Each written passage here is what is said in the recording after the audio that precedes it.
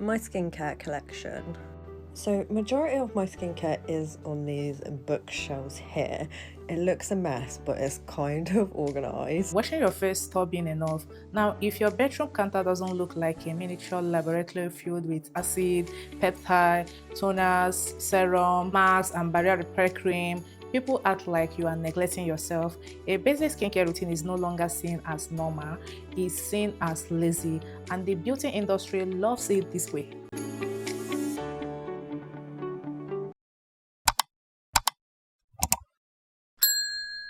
We are witnessing the rise of skincare extremists, a culture where moderation is treated like irresponsibility and perfectly healthy skin is no longer the goal. The goal is optimization, perfection, and endless improvements. What started as a simple self-care has evolved into a high-pressure performance fueled by influencing marketing, dermatological buzzword, and algorithm-driven insecurity. Suddenly, anyone is diagnosing themselves with damaged skin barrier, obsessing over invisible texture, and layering 12 products they don't even fully understand. And if you dare to stick to cleanser, moisturizer, and sunscreen, people online will convince you that you are failing at adulthood, hygiene, and self-respect at all. In this video, we are going to unpack how skincare transforms from skin health into chemical hoarding, why overconsumption is now disguised as wellness, and how influencer-led beauty culture turn basic grooming into never-ending shopping addiction. Let's talk about it. My skincare collection.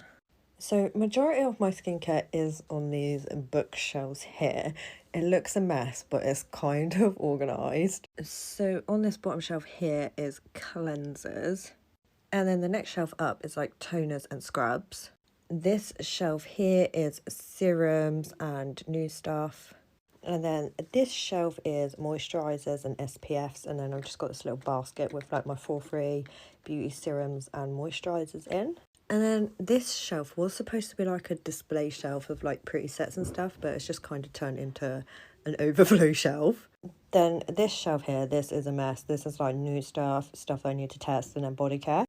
And then I have this drawer of face masks. I've got all my Revolution ones and some Peter Thomas Roth ones and some L'Oreal scrubs. And then this is another face mask drawer. I've got my 4-free beauty ones, Glam Glow, some eye patches and some other masks. The first stage is the psychological evolution of overconsumption and the destructive of realistic expectation. People used to see skin as skin. Texture, pores, occasional acne, dryness, and oiliness were considered normal human features. But now, social media has slowly redefined healthy skin into something almost synthetic, glassy, poreless, reflective, wrinkle-free perfection. Influencers didn't just sell product, they sold dissatisfaction. And once normal skin become problematic skin, consumers become psychological dependent on endless correction. Social media normalize hyper-analyzing the face. People now zoom into microscope texture that nobody notices in real life. Every tiny bumps become a concern, requiring a new serum. Healthy habits are now framed as laziness. Washing your face and moisturizing used to be enough. Now, a simple routine is labeled doing the bare minimum. Consumers are trained to constantly search for flaws, dryness, buy hydrating products, oily skin, buy oil control product, texture, exfoliate, redness, barrier repair, dark spot, brightening serum. There's always another problem to solve. The industry profits from this insecurity, not satisfaction. If consumer felt done, they will stop buying. So beauty culture creates permanent dissatisfaction. Dermatology language become marketing language. Skin barrier, anti-aging dictors, purging, skin cycling. These terms make ordinary consumer feel medically responsible if they don't participate. Overconsumption gets disguised as self-care. Massive collection are framed as investing in yourself. Excess become morally justified. Minimalism is now viewed from a different perspective. People online genuinely react with shock when someone owns just 3 skincare products. Moderation looks abnormal because extremism become normalized. If your skin is always flaring up like this, it's not acne. You might be over moisturizing, and here's how to get your skin glowing and healthy again. You might recognize this as a sign of a damaged skin barrier. And when we think about a damaged skin barrier, usually we think of things like over exfoliating, using too many actives, vitamin C, salicylic acid. But something that can actually damage and inflame your skin as well is over moisturizing your skin. Your skin can only hold so much moisture and so much hydration. So when you put too much moisture or too many hydrating products on your skin, it can lead to red, inflamed skin, clogged pores, and just overall irritation. And also, if you're fungal acne prone like me or you have oily skin, too much moisture can create the perfect breeding ground for fungal acne and acne breakouts. A big reason why you might be over moisturizing is that you see that your skin barrier is damaged and then you reach for the thickest, most emollient cream you can find. I used to do this and I found that it actually made my skin more inflamed and gave me more clogged pores, especially on my cheeks. Which is why now, regardless of whether I have a damaged barrier or not, I always reach for soothing and calming, hydrating serums and gel creams over really thick moisturizers. One of the smartest things the beauty industry ever did was make skincare sound medical. Because once products stop sounding cosmetic and start sounding scientific, consumers stop treating them like optional luxury and start treating them like necessity. Now, suddenly, everyone online talks like a cosmetic scientist. Your barrier is compromised. You need active ingredients. You are overproducing sebum. You need chemical exfoliation. And for the average viewer, hearing all this technical language creates panic. It makes people feel like they are accidentally harming themselves simply by existing with normal skin.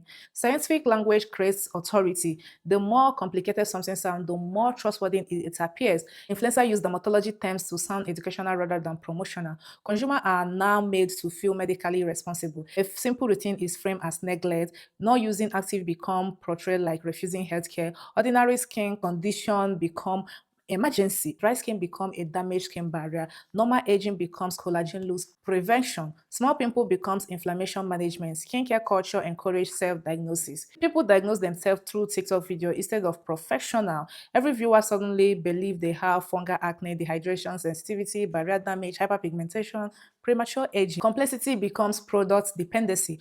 Once routine becomes scientific, consumer behave they need separate acid, separate serum, separate toner, recovery product, barrier cream, repair mask. Confusion become profitable. Most consumers do not fully understand ingredients. They buy product out of the fear of doing skincare wrong. The language creates social hierarchy. People who know ingredient terminology appear more disciplined or intelligent. Skincare become intellectualized consumerism. Influencers blur education and advertisement. Many ingredient breakdown videos are still marketing. The creator appears objective while still selling products. The industry keep moving the goalposts. First, cleanser and moisturizer were enough, then vitamin C become essential, then retinol, then peptide, then exfoliating acid. Consumers are trapped into permanent upgrading. I am back with my decluttering series, and today we are tackling serums because never in my lifetime will I use all of these. I think I might have over 100. Y'all should know the drill by now. Whatever I'm keeping is going back in my drawers, and whatever I'm giving away will go in this box for friends and family. Let's just get into it.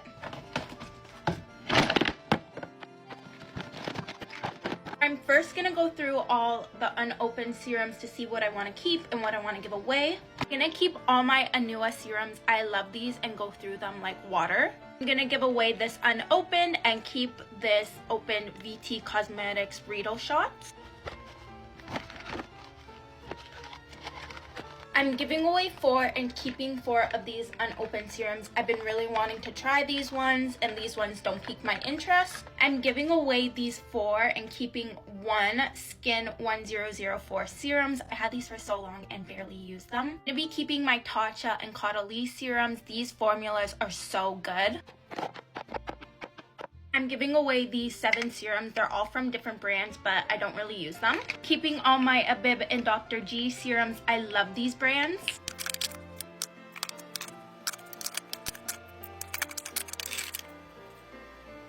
I'm keeping 10 serums and then getting rid of 9 serums.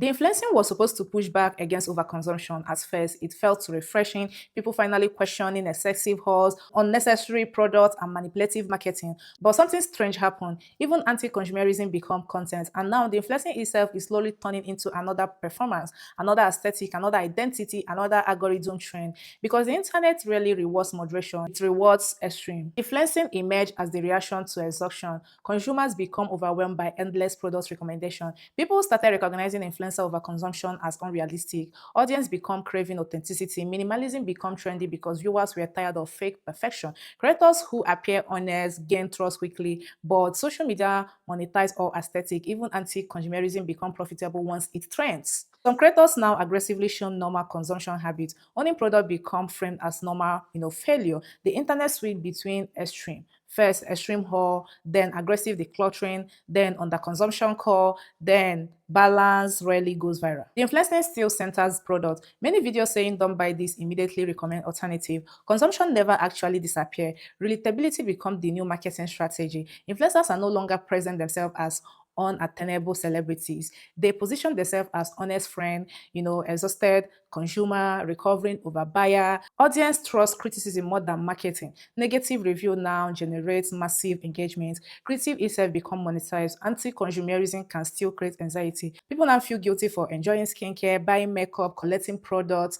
The pressure simply changes form. The real issue is identity attachment. Online culture encourage people to build personality around consumption habits. Minimalism, clean gear, maximalism, under consumption called luxury, beauty.